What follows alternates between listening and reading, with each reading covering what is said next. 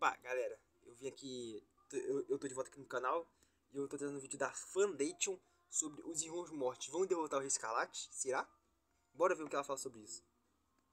E é o confronto entre os Irmãos Morte e o temido Rei Escarlate. A luta entre os Irmãos Morte e o Rei Escarlate é um dos, se não o mais perigoso e destrutivo de todos, e também um dos mais misteriosos. Pelas histórias da Fundação serem muitas das vezes bem confusas ou contraditórias, não existe uma única história definitiva dessa batalha, mas nós podemos reunir algumas informações para ter uma visão geral de como foi ou como será. Para contextualizar, os Irmãos Morte representam o fim inevitável de todas as coisas, a própria morte na sua forma mais fundamental. Eles observam o desenrolar do universo, sabendo que um dia tudo chegará ao fim. Já o Rei Escarlate é uma entidade cósmica com poder imenso, usando esse poder para destruição, caos e o fim do universo. Basicamente, o objetivo dele é consumir toda a realidade e mergulhar ela na escuridão eterna. Entendendo que os Irmãos Morte são o fim de tudo, o confronto deles seria inevitável uma hora ou outra. O Rei Escarlate busca destruir a própria existência, enquanto os Irmãos Morte representam o fim natural dessa existência.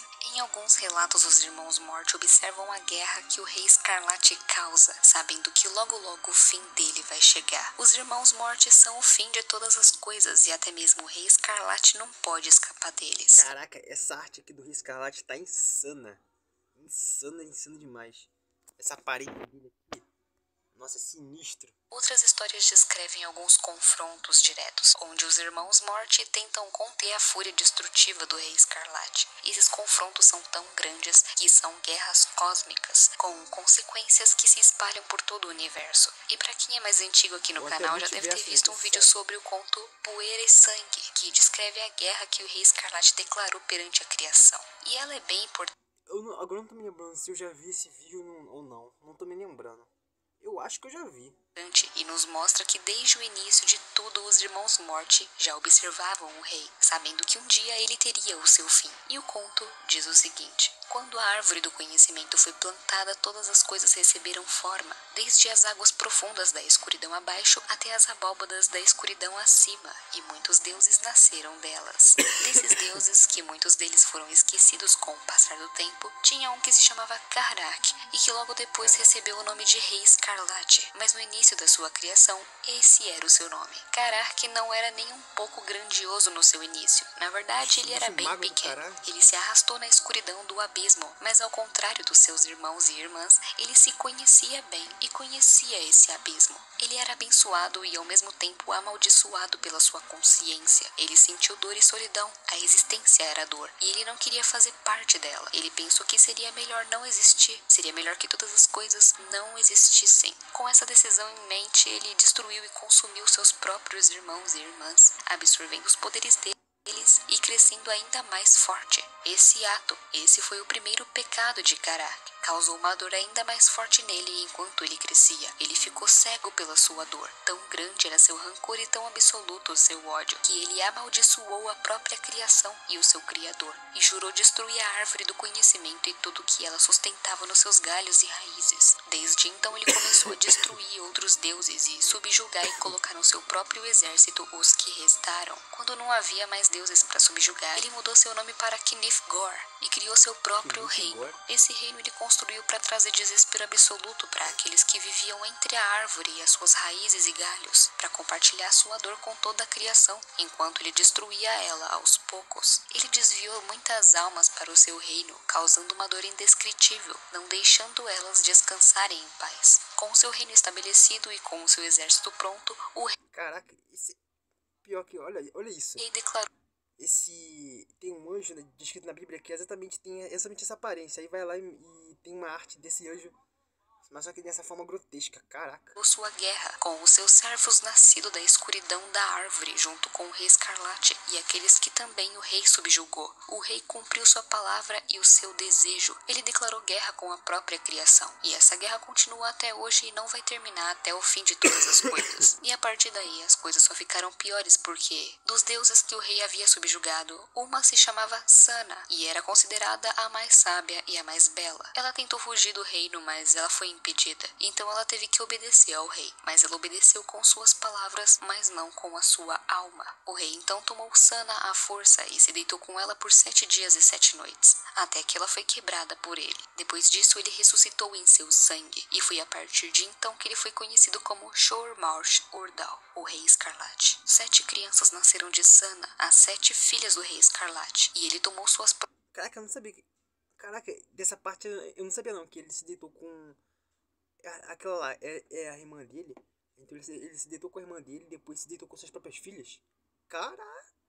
próprias filhas para serem suas noivas, colocando um selo em cada uma delas para que elas não morressem como Sana morreu, e com elas, cada uma daria à luz a uma abominação. 7 leviatãs que marchariam na frente da sua guerra.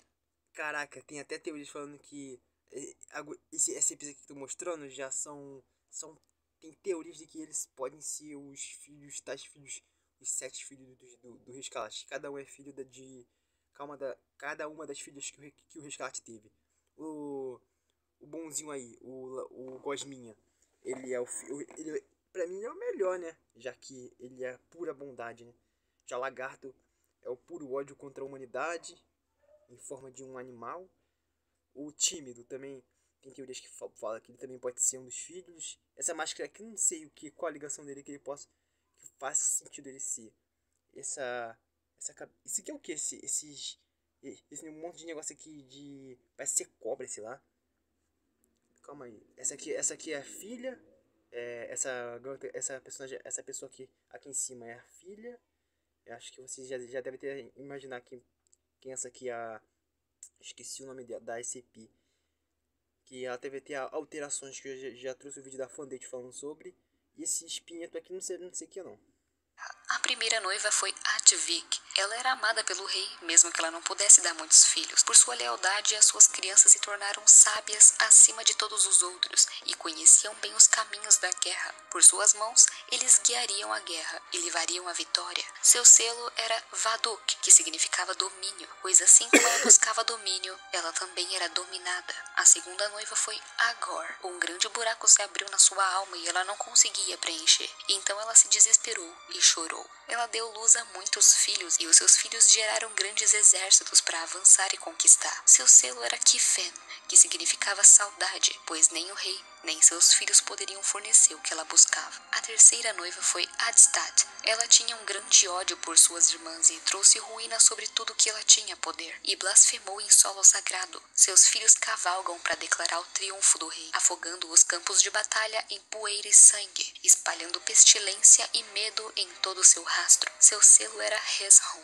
que significava desolação, pois ela foi limpa e os buracos da sua alma foram fechados. A quarta noiva foi Azieb. Ela era grande e poderosa e com uma forma horrível, tomando a forma de uma besta. Seus filhos eram como ela e não temiam nenhuma arma ou feitiço mágico, pois seus ferimentos estavam curados e a sua pele era impenetrável. Essa aí eu não duvido nada que tenha dado a luz ao Tímido. Ou a do Tímido pode ser aquela que tem um vazio também. Pode ser, né? Quem sabe. Seu selo era Ba, que significava ira, porque por causa do seu ódio ela estava sempre presa em guerras. A quinta noiva foi Arnut. Sua mente era forte mesmo que seu corpo fosse fraco. Seus filhos eram sábios nos caminhos da magia e criaram a grande destruição. Mas por causa do seu grande poder, o rei os enfraqueceu, para que eles não pudessem se voltar contra ele. Seu selo era Ner, que significava falta, porque a sua sede e a sede dos seus filhos nunca se saciavam. A sexta noiva foi Artelif, e ela não falou e manteve silêncio. Seus filhos podiam mudar seus rostos e se mover sem serem vistos e caminhar infiltrados dentro da criação. Eles abriram caminhos entre os mundos e abriram caminho para a guerra se espalhar. Seu selo era Ushek, que significava escondido, pois ela estava perdida nas sombras. A última noiva foi Ahabat. Ela era a menor e a mais fraca das 7, mas ela não foi totalmente quebrada pelo rei e ficou horrorizada com o seu estado. Seus filhos andavam sobre 2 pernas e eram poderosos caçadores e heróis. Ela ensinava as coisas para eles em segredo, esperando que eles destruíssem os filhos de suas irmãs e derrubassem o rei. Mas eles eram poucos e falharam. O seu selo era Shokeb, que significava esperança, porque ela estava condenada a saber o que nunca poderia alcançar. As 7 noivas foram seladas para sempre e as Eu acho que o Gosminha é filho dela. Eu acho, né? Milhões dos seus filhos se espalharam e se juntaram à guerra. Os mundos que resistiram ao rei, no fim acabaram caindo sob o seu ataque brutal, e as raízes da árvore do conhecimento apodreceram. Muitos deuses e heróis contra-atacaram, mas eles caíram com o tempo, e o tempo deles já se passou.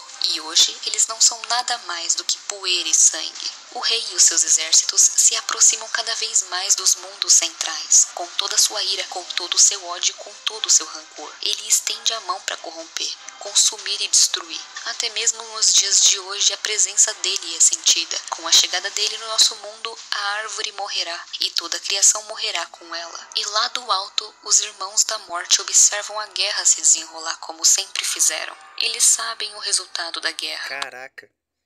Caraca, essa arte aqui dos Irmãos Morte tá muito insano. Até me lembrou Solo Leveling, não sei porquê.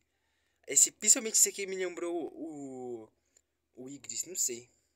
Por quê? Eles Me lembrou por causa da armadura, essa negócio, em vez de ser roxo, me lembrou o azul. Mas também tem um outro personagem lá, em Solo Leveling, que também tem essa aura meio roxa.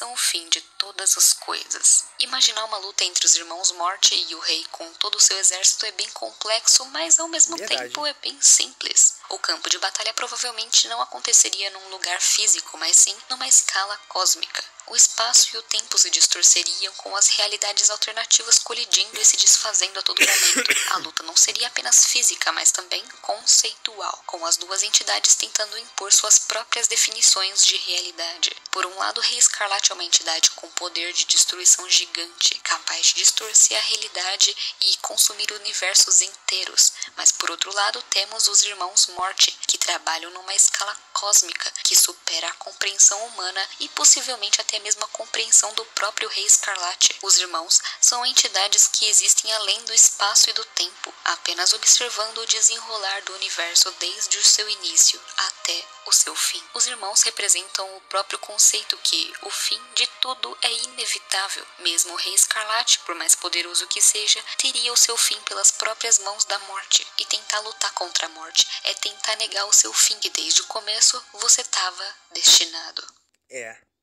Contra fatos, não há argumentos. Caraca. Galera, espero que vocês tenham gostado do vídeo como eu. Vão no canal da Fandate, eu vou deixar o link dela aí na descrição, o link do canal dela, até marcação pra vocês ir no canal dela e curtir o vídeo dela. E é isso aí. Até a próxima e falou!